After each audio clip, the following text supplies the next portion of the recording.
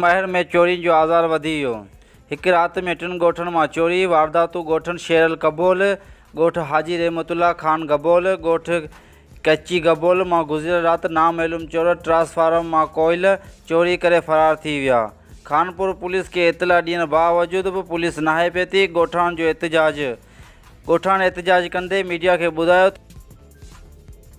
नओं SHO change थींदे ई असांजो ट्रांसफार्म लही आहिनि। हिकु असांजो हाजी रहमत खान गबोल जो, उन खां पोइ हिकु रात ट्रांसफार्म ॿ लथा आहिनि। बदमनी वधी वई आहे। SHO खे असांजी अपील आहे त असांखे ट्रांसफार्म कयो वञे, फौरी तौर ते ट्रांसफार्म असांखे ॾिनो वञे।